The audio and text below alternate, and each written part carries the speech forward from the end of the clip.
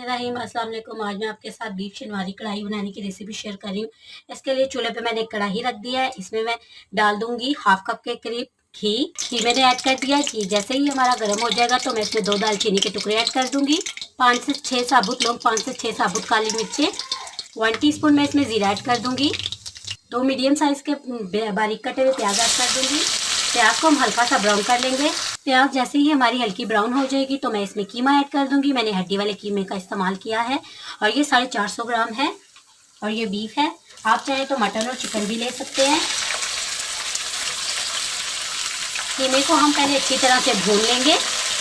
कीमे को अच्छी तरह से भूनने के बाद मैं इसमें 1.5 टेबलस्पून अदरक लहसुन का पेस्ट ऐड कर दूंगी। अदरक लहसुन का पेस्ट ऐड करने के बाद कीमे को मजीद 3 से 4 मिनट के लिए अदरक लहसुन के पेस्ट के साथ भूनेंगे। इससे एक तो टेस्ट अच्छा आता है, दूसरा जो कीमे से स्मेल आती है वो खत्म हो जाती है। यहाँ देखिए कीमे की मैंने अच्छे से बुनाई कर दिया है। जो घी है वो सेपरेट होना स्टार्ट हो गया है। अब हम इसमें टमाटर ऐड करेंगे। शनवारी या कढ़ाई में टमाटर ज़्यादा आ जाते हैं तो इसलिए यहाँ पे मैंने 3 बड़े साइज़ के टमाटरों को ग्रेट कर लिया। ये मेरे सेक किए हुए टमाटर थे। आप चाहें तो नॉर्मल टमाटर को रफली काट कर भी ऐड कर सकते हैं। अच्छे से टमाटर के साथ हम इसे पका लेंगे।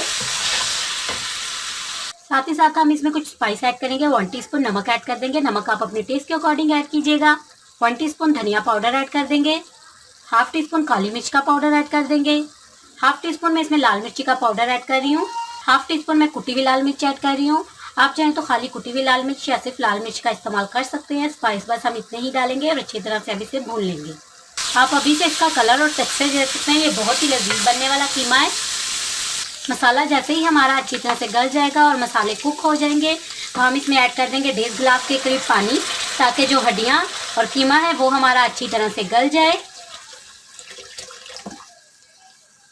अब हम इसे ढक देंगे और पानी खुश्क होने तक हम इसे पकाएंगे।